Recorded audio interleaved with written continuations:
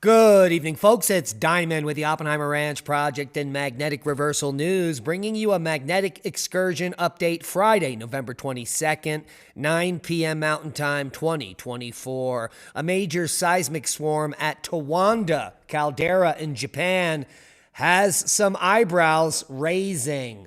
We also saw major gridlock in the Northeast in the last major winter storm to hit that area in Scranton. Some people were stranded on Route 84 for up to 4 hours. Keep calm. It's boom time. Cincinnati sets record for snowfall yesterday. They saw a few inches and many regions breaking records as well. New snowfall record for Indianapolis as more snowfall reports from around the state come in.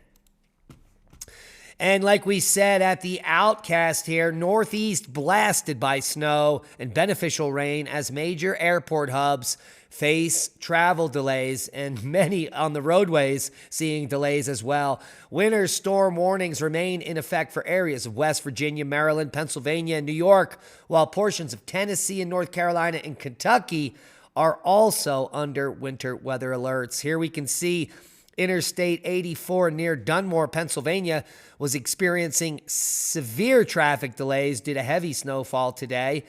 The affected area is 2 miles northeast of Scranton, and there were several live streams of the event. Take a look at the system spinning out here today.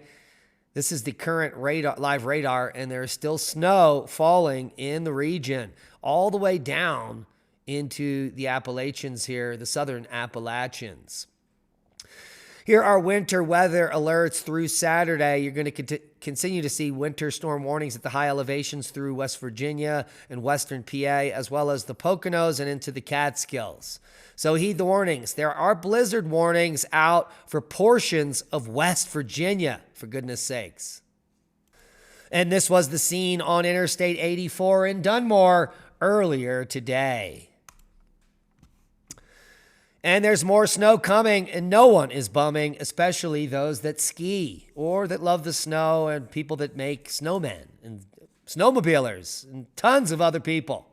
Forecasted snow totals up to 36 inches by Black Friday from a Thanksgiving week snow event in Colorado.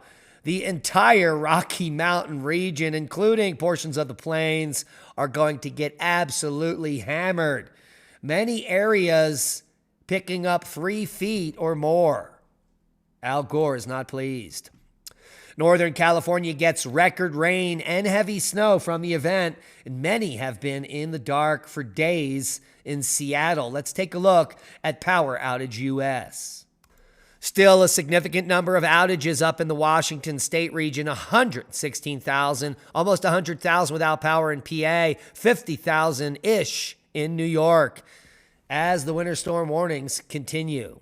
A quick look at the snowfall analysis from the entire event as of 6 a.m. shows many regions with a foot or more, and the snow continued throughout the day. In the West, the atmospheric river brought more than 3 feet to the Olympics and more than 3 feet to portions of the Cascades and the northern Sierras. Holy macaroni. Some of these areas picking up 4, 5, and even 6 feet of the global warming goodness. And it's not over. Let's move it through. Here is Friday evening through Saturday morning. We're going to be picking up at least another 16 inches for the northern Sierras there. And the Northeast is going to be picking up more snow. Through the weekend, Saturday and Sunday into Monday morning, there are the totals for the Northeast. Big winter chicken dinner looks like potentially another 16 inches for portions of West Virginia in the next few days. And more snow for the Sierras and the Rockies. Now, as we move the work week through Monday into Tuesday, you can see the snowfall pattern here Wednesday through Thursday. Heavy snow for the West. Midweek, Friday and Saturday, a system may move through the Central Plains here, bringing some of the first snow for many people in many areas, including Arkansas and Oklahoma.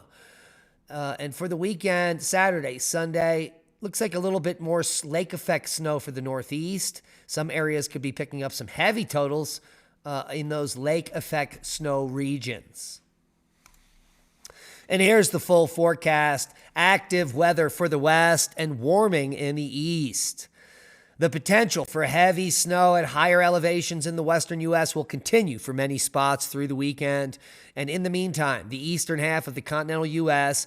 will transition to above normal temperatures ahead of a pair of cold fronts next week, bringing more snow to the Appalachians. Gobble, gobble. Seismic update. No quakes of note. Most recent rumbler of significance, a 3.2 in Pahala, Hawaii. Some activity here in the Aleutians, but no activity in the U.S. whatsoever except for a single solitary quake, 3.8, near Malibu. Who knew? Now you do.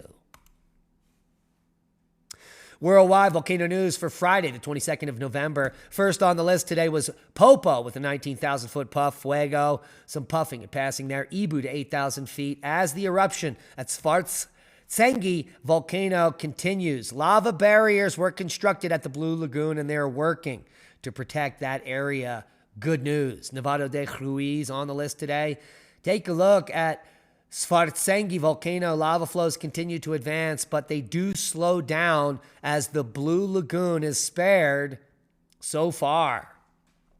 The lava has spread over an area of approximately 7 square kilometers at this point, reaching more than 4 kilometers from the fissure. And that's just in the last few days. Santaguito on the list. We've got Liwatobi to 10,000 feet. Semaru, who knew? Now you do 14,000-foot puff today. Ibu to 8. Popo to 19. Fuego to 15,000-foot. Liwatobi to 10,000-foot. Sakurajima on the list. 7,000-foot puff today. Dukono to 9,000-foot. Take a look. This is the opening today. We've got a Towada volcano seismic unrest observed. Let's take a look at this update here. The Japanese Meteorological Agency, JMA, reported ongoing seismic unrest in the southern sector of the Towada Caldera. Oops. Many small earthquakes have been detected, but there are no significant changes in other parameters in the region, including, but not limited to, ground deformation and degassing. But a seismic swarm of this magnitude is raising some eyebrows. Take a look at here. And what do we know about Towada Caldera? Well, its eruptive history is long and storied here in Japan. It hasn't erupted for over 1,000 years, but in 915, August 17th, was a confirmed eruption at VEI 5, 750 BCE of VEI 4, 4150 BCE, VEI 5. And so we are on the time frame of the next eruption. Will it be VEI 3, 4, or 5, or even greater?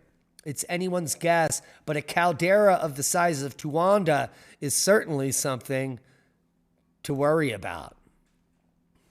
All right, let's get to the rest of the list of the erupting volcanoes today. We've got Swanosima to 5,000 feet. Svartsengi, the eruption continues, although lava effusion rates have gone way down. The lava flows now covering 7 square kilometers, reaching more than 4 kilometers from the fissure, have destroyed the parking area of the famous Blue Lagoon last night. We showed you pictures of that yesterday. Santuito to 14,000 foot. Semaru to 14,000 foot. Dukono to 9. A puff from Sabancaya, Popo to 19,000 foot. And Canleon on the list again, 9,000 foot blast today. Ibu to 8, wrapping up worldwide volcano news. A quick look over at space weather. Some activity popping off the sun today. Some impulsive M flares, very low level, nothing significant. We do have a spattering of sunspots now turning around the limb. Let's take a look at the latest HMI intensity and get up to speed on the space weather. These are more significant sunspots. Complexity is a little different, and we should see some potential flaring Earth-directed in the next few days. The proton event resulting from the eruption behind the west limb on Thursday has already dipped below minor S1 radiation, as predicted yesterday on the update. And solar activity on Friday reached moderate levels with a single M1.6 solar flare detected around active region 3905, which is now turning into view. Who knew? Now you do.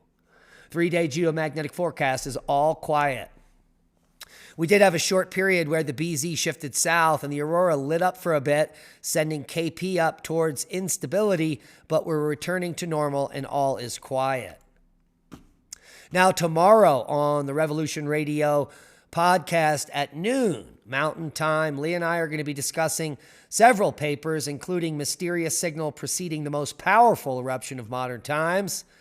Who are the hominins butchering elephants 300,000 years ago? And a saber-toothed cat mummy, the first ever found in permafrost with intact skin, fur, and toes. It's mind-blowing. Join us on Revolution Radio in Studio B, noon Mountain Time. If you miss it, the replay with visuals will be on Magnetic Reversal News at 8 p.m. Mountain. Here is an interesting topic. Ra Paulette's hand-carved caves. I never knew about these, and they're just about an hour south. One man has carved a number of natural New Mexico caves into psychedelic sandstone temples. And it's enormous and ominous. Look, check out the guy on the ladder here. And all of this you're looking at is hand-carved. Absolutely mind-boggling. Take a look at these pools and more. Now, the bad news is for over 25 years, Mexico artist Ra Paulette has been creating natural crevasses in the New Mexico wilderness and painstakingly chiseling, digging, and carving intricate underground wonderlands. In 14 different caves in the desert just north of Santa Fe, Paulette has created an underground fantasy world using nothing but the power of his own hands. Sometimes using pre-existing crevasses and sometimes simply tunneling into the soft sandstone cliffs. The artist creates singular subterranean spaces to which he ascribes a sort of spiritual power. Most of the caves now sit on private property, and because of past issues with trespassers and idiots, the owners have closed these caves to the public. What a bummer. Tomorrow we also may discuss Auguste Piccard. Is this where they got Jean-Luc Piccard from? Auguste Piccard in 1932 was a maniac. He took a steel pressure chamber up into the stratosphere. And take a look at the helmets, the crash helmets they wore. Baskets filled with a pillow. Very high tech back in the 30s. He was a Swiss physicist, inventor, and explorer known for his record-breaking hydrogen balloon flights, with which he studied the Earth's upper atmosphere and became the first person to enter the stratosphere. Fantastic. Piccard was also known for his invention of the first bathyscaphe, which is a submarine, in which he made a number of unmanned dives in 1948 to explore the ocean depths. Piccard's twin brother, Jean-Philippe Piccard, is also a notable figure in the annals of science and exploration, as are a number of other relatives. So a fantastic family. Now, he took this baby up into the stratosphere. What's the date? On 27th of May, 1931, Auguste Piccard and Paul Kipfer took off from Augsburg, Germany in a hydrogen balloon and reached a record altitude of 15,781 meters or 51,775 feet, 10 miles up, and a world record. During the flight, they became the first humans to enter the stratosphere and were able to gather substantial data on the upper atmosphere as well as cosmic rays. Many flat earthers used fake quotes from Auguste Piccard to prove flat Earth. The only problem is he never said anything that flat earthers claim. Piccard, in fact, said that when he was up at altitude, the curvature of the Earth was so small that he forgot to bring a ruler, and it would be almost negligible to the naked eye, and he didn't notice it. So this is what it would look like up in the stratosphere. So if he brought a ruler, he would be able to see that curvature, but in fact, he did not. What he in fact did do in the article 10 Miles High in an Airtight Ball, published August of 1931, he did refer to his flight several times above the sphere of the Earth. So this is not evidence of flat Earth, and it's evidence that flat earthers are liars. Now, if you want to support the channel and your preparedness, Bertie County Seeds, the Alliance of Native Seed Keepers, rapidly updating their stock, now 56 varieties in stock. And the holidays are fast approaching, so why not pre-order some of the new varieties in there? They'll be sent to you in just a few weeks before the holidays. So go get the cheapest open pollinated heirloom seeds on the planet, just $2 per pack. You buy $25 or more, it's free shipping. Add coupon code ORP2024 for an additional 20%, 10% off.